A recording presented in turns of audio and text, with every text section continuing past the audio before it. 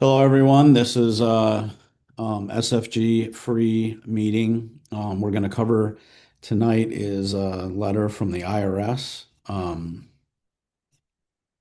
It's a letter that I received today that it is talking about it's 861C, and it's talking about the 2848 um, power of attorney. Okay. So without further ado, we're going to go to what I uploaded.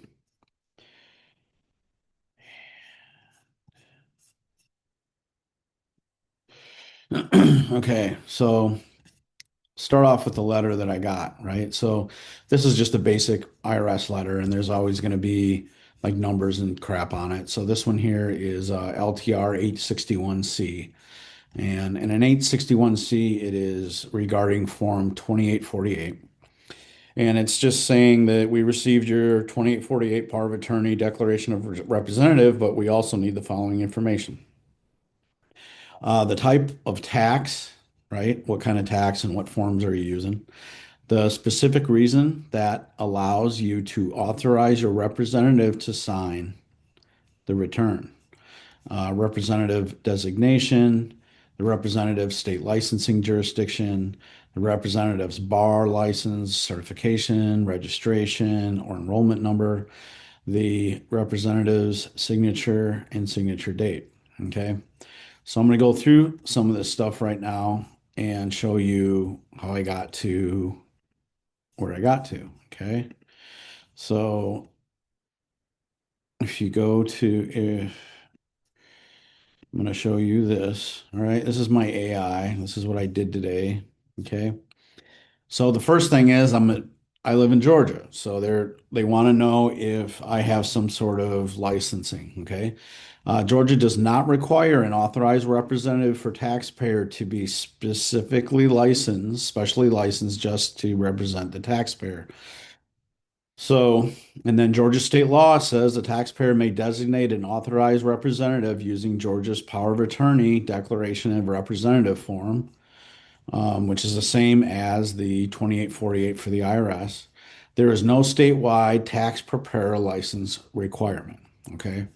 So you got to check in your state and make sure of this. But if there is no requirement in the state, then there isn't a requirement for a statutory entity in with the IRS, right? So, licensed professional who don't need notarization as an attorney or a CPA, registered public accountant, or a enrolled agent. Okay, that's something you do with the IRS is that you contact the IRS and you enroll as an agent, right? So,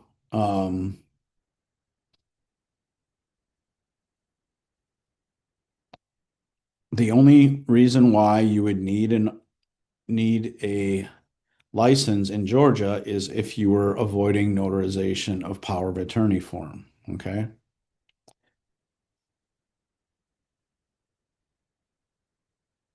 So, so then you go down here. This is who isn't required. And then this is for Georgia, right? So, you know, that this is talking about the same stuff.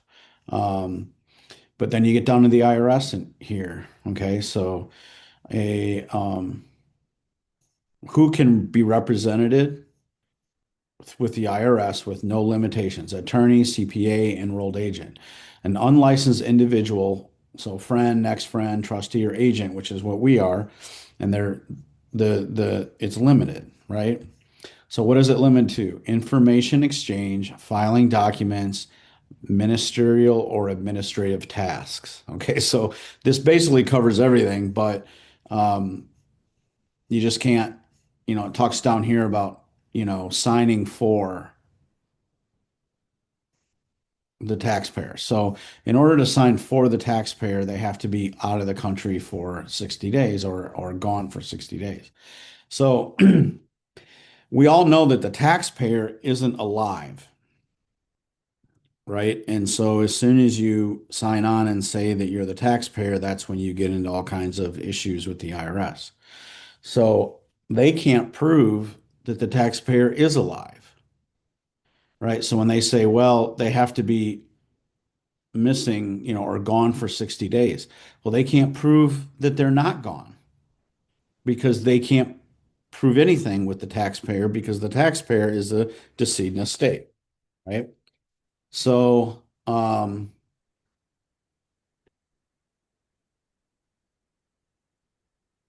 then I want to get into this, okay? Is what law is required to the IRS to disapprove statements or approve, right? So there is no general law that requires the IRS to disprove a taxpayer's statements, okay?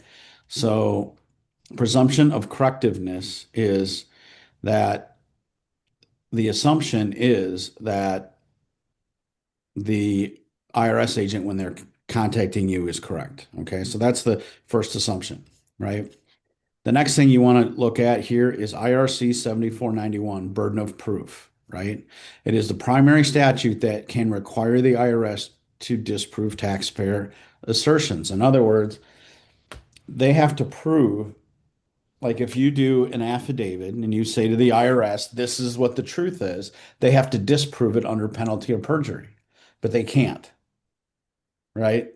So this is what is very important. 26 USC 7491 is what makes them have to prove their statement. So once you rebut something that they say, then they have to prove it.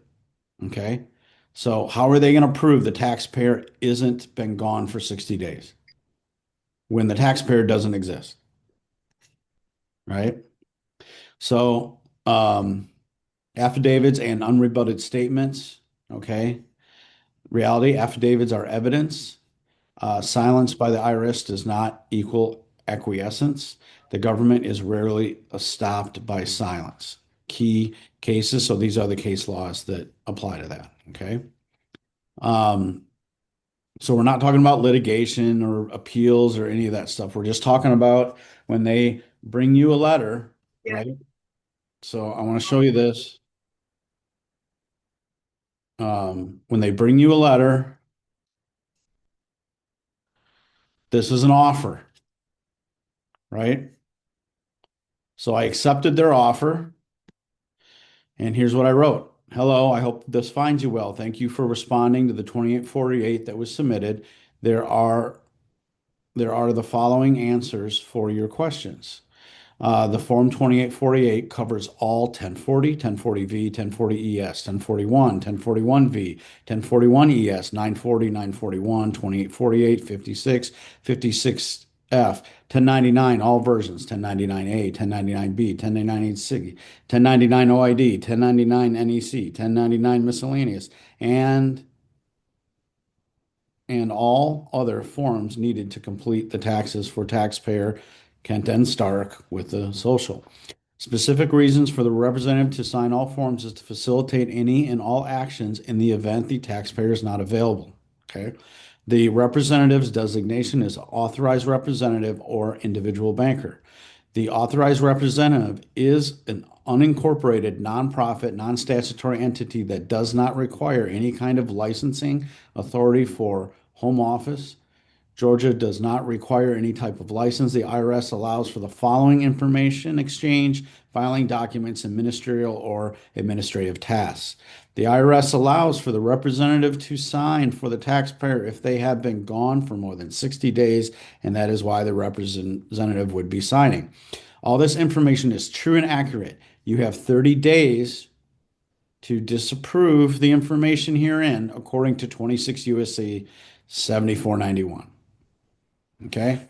So that's the letter I sent. And then I attached a copy of their letter. And then I did another 2848, right? This is the taxpayer. This is the um, this is the representative, right? Any and all forms, all the way through 2025, everything attached to the POA. And then it's signed and dated, right? And then down here at the bottom, designation D is officer, a bona fide officer of the taxpayer organization, or H, unenrolled return preparer, authority to practice before the IRS is limited, blah, blah, blah. So then I signed there, right?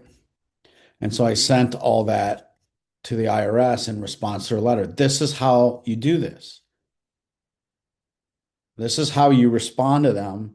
And then you send it register certified mail so you can track it so they can't say they didn't get it. Okay. So that's basically the presentation of like what happened and what I did. Um, and this is just for the 2848. But there's a lot of different letters that they sent you. One of the last ones I did was for they wanted identification, right? So some of these things you can't fall into like they're trying to get you to fall into their trap. They're trying to get you to say you're the taxpayer, right? You can't do that. You can't come at them and say my account, my social security number, my name, my estate. You come in and you do stuff like that, and all you do is give them what they need to not do what you need them to do, right? So I'm going to go ahead and open it up to questions now. Anybody that has any questions about this or any other thing, tonight, go ahead and ask. Yeah, I came in a second, like maybe at 8:01, 8:02, and you had already started presenting the form. What exactly, who did you appoint as the representative on the 2848? Me? The sole prop or No, yourself, the individual, like the living person? no, I'm not. I'll show you. Hold on. Uh, so on the 2848, Mm-hmm. so this is the taxpayer, the all caps name, Yeah, yeah. and then this is where the social goes, and Mm-hmm. this is the individual banker. So I don't Mm. know if you've done this or not, but you have to get um, here, I'll show you. The individual banker EIN. Yep, EIN. yep. Give them power. Mm. That's So the power of attorney. So what type of when you're going on when you did that individual banker, I'm sure you have more information, but just keep it simple and on track. Um, Hmm. did you fill out a obviously an SS4 to get the EIN, but you did it by online or by mail? I did it on the banker you do online. Okay, okay.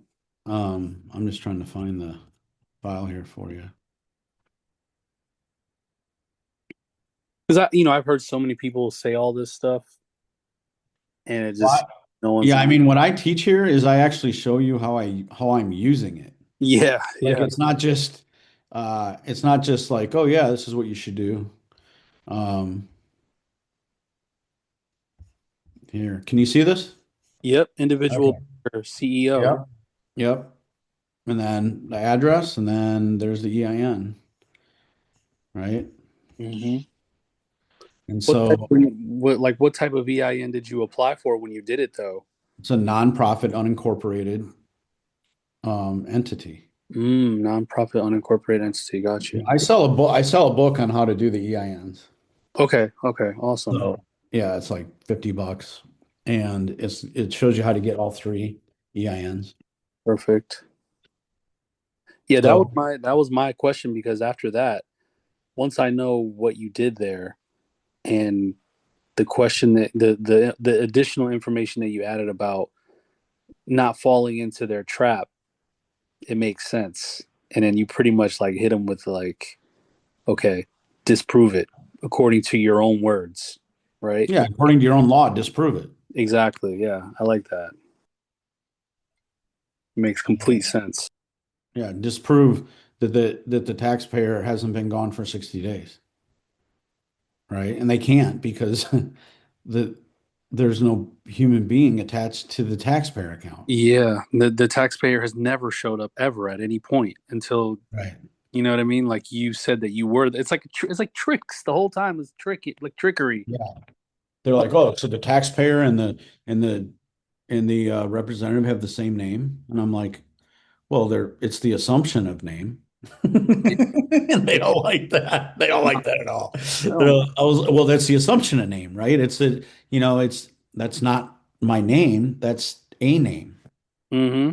Just I gotta because, remember that. like, yeah, like me and my dad, we have the same name, but we're not the same people. You know, Hmm. plenty of Todds out there. You know what I mean? Yeah. How many people, what state do you live in? Florida. How many people in the state of Florida have the name Todd? There's probably millions, or probably Right. at least a couple 100,000. Right. So there's couple 100,000 people that are assumed to be that name. Exactly. Assumed. And Right. that's why they And want then you when to you come buy back at yourself. them and you say, okay, well, that's not my name. Now prove that it is. Yeah.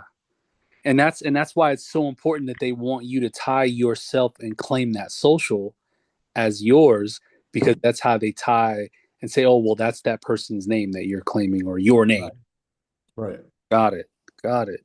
So, I guess my other question is, like, now that you get, I understand what you did here, but what are you setting yourself up for when you have now appointed the individual banker as pretty much the representative? Like, what does that set you up for?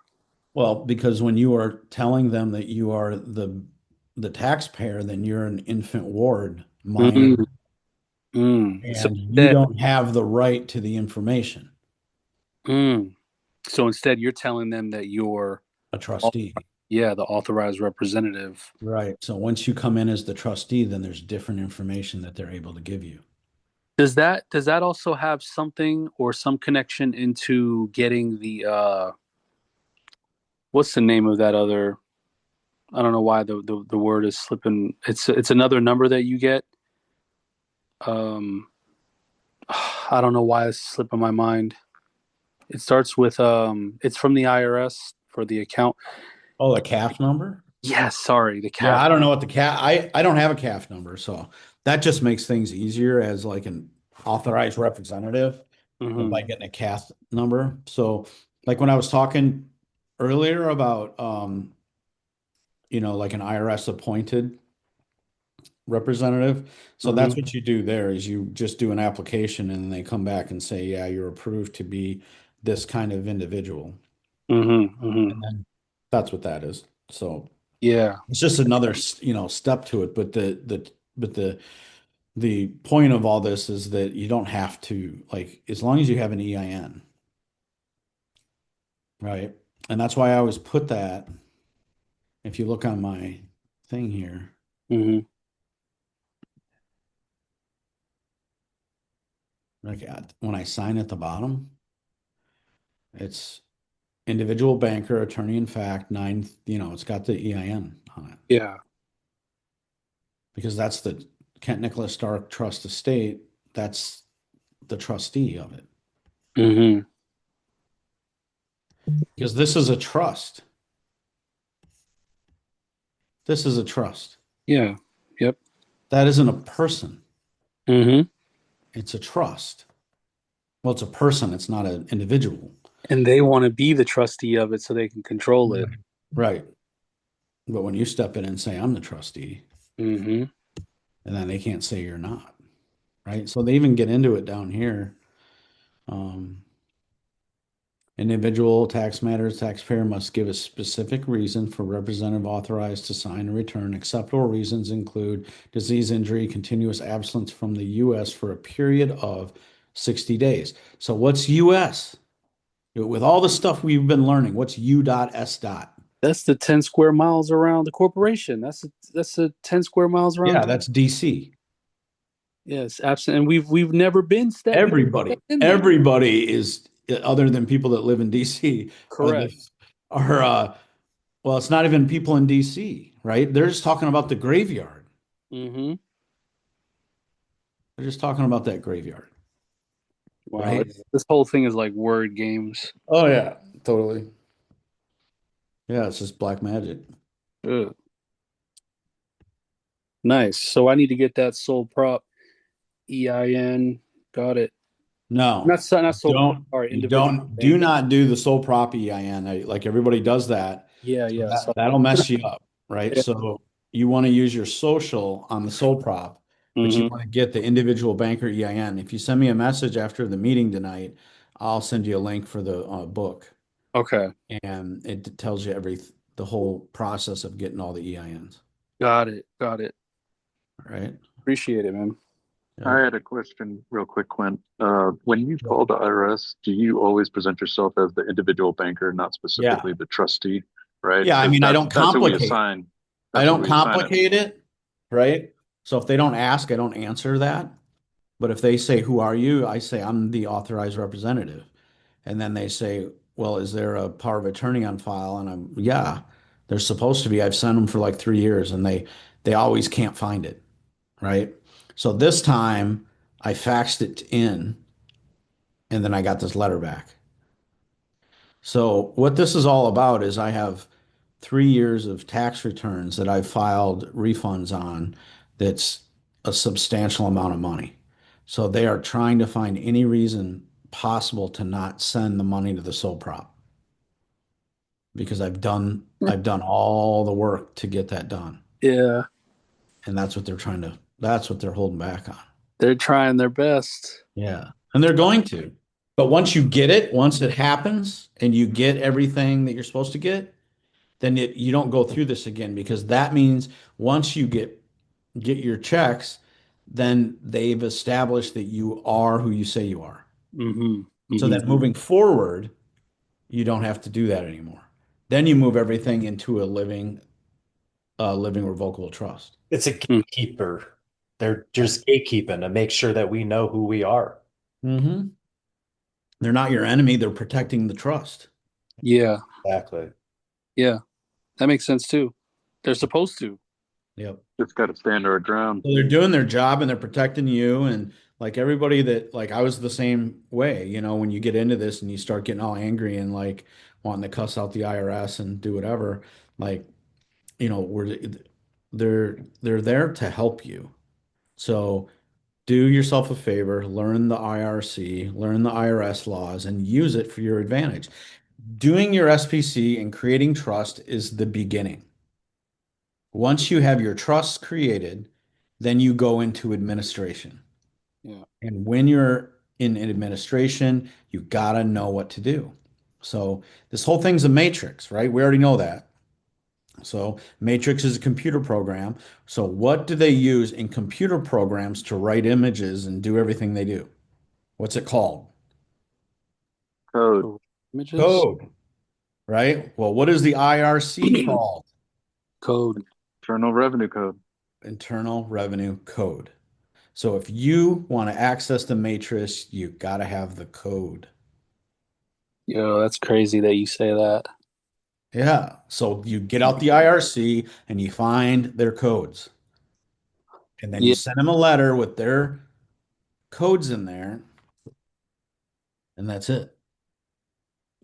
You don't get another one. You ain't going to get another one on that subject It makes sense. because they can't prove you wrong. You call them on their bluff. Mhm. basically, yeah. And they're glad you did. They're not upset. It's not a competition. They're not upset they're like, good, somebody that gets it. Now we can talk to them like an adult, right? But if you call up the IRS and start cussing them out, and telling them they're all these names, then you're not getting anywhere. You're just going to be a belligerent. Belligerent's a minor, Yeah. you know. Stuff. And it's nice and short. You know what I mean? Straight to the point. We didn't have to spend 3 hours trying to dissect this. No, and I don't do that, right? I mean, Yeah. I have a couple like longer videos and whatever, but it's when I'm teaching like certain subjects. But when I do these calls, it's straight into the point, and I'm not going to sit here and go through something for 2 hours, right? I don't have that time, and I wouldn't take up your time like that. But like a half hour to 40 minutes is all you need to really get a point across. And it's also why I do these like smaller, the information is like smaller stuff. Yeah. It's so that you can grasp it, right? When you sit here and have to listen to somebody for an hour, I'm not that self-important. I really don't need to listen. I don't need to feel important for a whole group of people listening to me for an hour at a time, right? I want to get you the information so that you can apply it to your life and create value. That's why I'm here. Nice. Appreciate it, man. Yeah. All Ken? right. Does anybody else have any questions about Yeah. this? Last time when I called the IRS and I was trying to inquire whether the set-off bonds and the indemnity bonds have been posted to my account, she asked me for the 2848. I faxed it over and she's like, "Oh, do you have a power of attorney, the actual power of attorney, notarized and stuff like that?" And I said, "I thought I sent it before, but I guess I can send it to you again." Yeah. So they were not asking me anything about 2848, but they were actually wondering about the actual power of attorney form to be sent to them as well. Yeah, and sometimes they do, Mm. right? But I've already sent mine. They already have it. They don't need another one. They're just, like I said, this is just a game that they play to see if you know what you're doing. Yeah, because I know during the SBC process, we were assigning ourselves as an attorney, in fact, as a living person. But then there's a difference between the individual banker and the living person. So Right, but I guess that's the it's still the distinction. living person though. Hmm. Right? But I guess they're looking for So, entity's name to be specific on the paperwork yeah. before So, they give you any information. yeah. So you just got to work through it, but you just got to make sure you're not like, I'm the taxpayer. That's my Oh, number. no, no. I told her right away I'm individual banker. Say, "Oh, do we have a paperwork on file for you?" I said, "I think so." Yeah. She's like, "Well, can you fax it to me?" I'm like, "Okay, I'll fax it to you."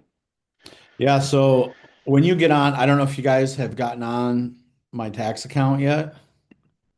If you haven't, get on there.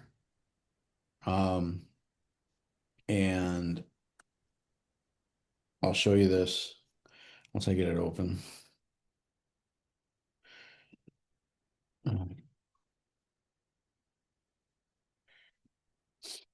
There's a part in here where um, it talks about the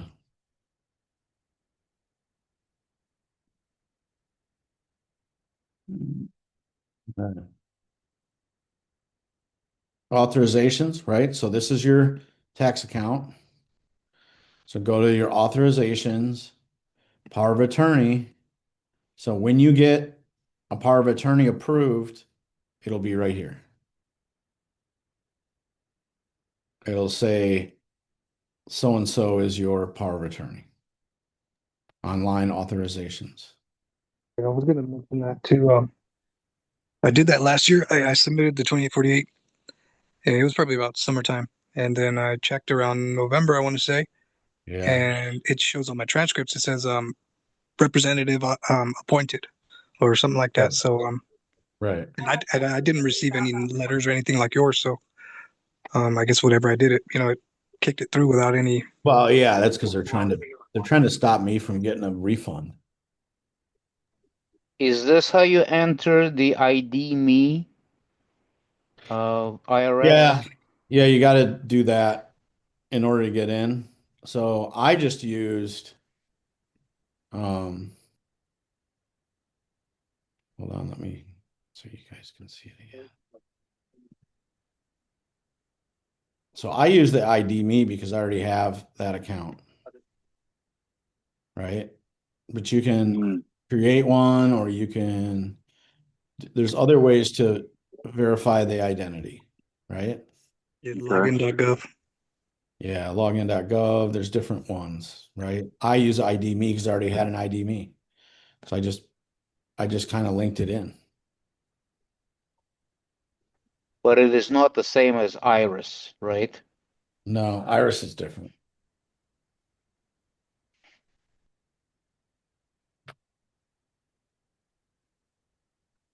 Iris is for the 1099 stuff. I see. Yeah, I do have ID me, but I haven't had the chance to log into Iris account yet. So when we I send haven't that package filed. in, I'm sorry, go ahead. Go ahead. I haven't filed any 1099, so probably that's why. Go ahead. So I guess, sending in that whole package with the power of attorney included to the Treasury, they should theoretically record it and upload it to your profile on the They IRS.gov should, website. but they don't. So when you call, if they don't Uh-huh. have it, then you're going to have to talk your way through it, or you have to send it again or fax it or whatever. Ah, okay. So, Gotcha.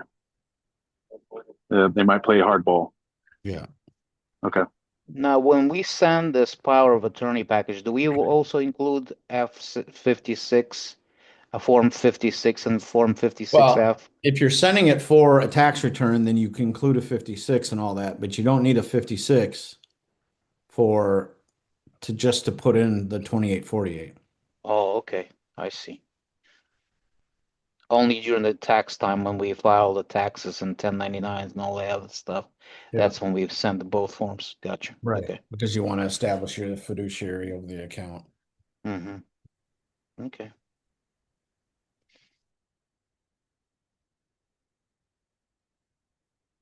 Anything else? Now, Kevin, what if you instead of putting your name first and last as the banker, what if you put it opposite, put your last first? Would that be less controversial? I don't know. When you're dealing with the IRS, what's more important is that it's a separate entity, right? That they don't care how you spell your name or where it's capitalized or any of that stuff because it's all assumption. So what's important is that you have something with an entity number because that creates the division, right? Am I making sense here? Yeah, yeah, you're making sense. Right. Yes. Because the different spellings of the name, they can just say, oh, that's the same person.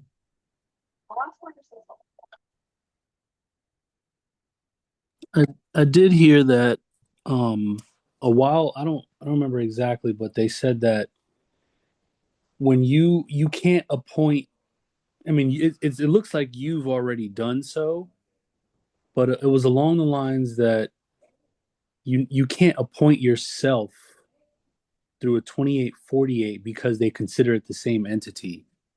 But Right. That's why you're not appointing yourself. You're appointing the banker. correct. But see now when you see maybe that's why where this like I see because I remember trying to think about like I guess I need to check out that book to see how you got the EIN because I do know that you said the grantor. I think you said the grantor is the sole prop of those EINs, or is that something different? No, the sole prop is the grantor, Okay, but that has nothing to do with this stuff. okay, The all right. sole prop is the owner, the living beneficiary of the account, Mm-hmm. right? Because the taxpayer account is a trust. So in a Mm-hmm. trust, you got a grantor, Yep. you got a trustee, which is them, Yep. and you got a beneficiary, Yeah. Okay.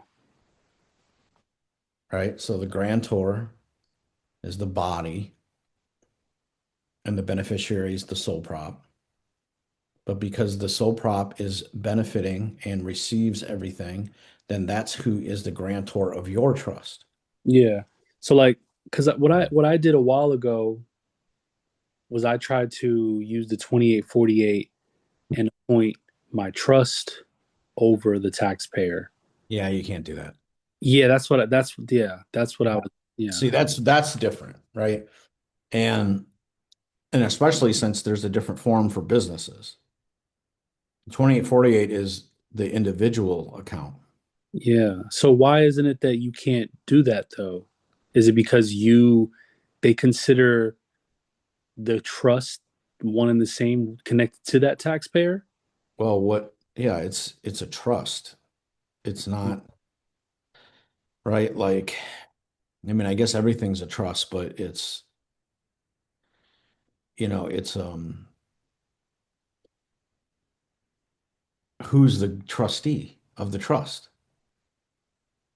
You You, are. yeah, but you never made if you didn't ever make the separation, then it's the same fucking thing. Right. So if you use the banker, then it's a number, it's different. Yeah, I got you. Yep. Okay. Understood. Yeah. It's just like in suretyship, the It is suretyship. That's the point of all this. You don't want to yeah, be the surety, right. right? Because if you're the surety, you're the responsible one. You don't want to be responsible for the taxpayer and go to prison, right? You're trying to remove yourself from responsibility for the taxpayer account because you're the one that benefits from it. You're not the one that's responsible for it.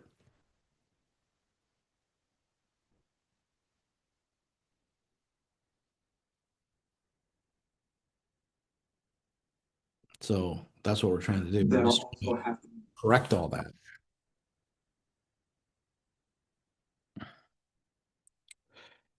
Anybody else have anything?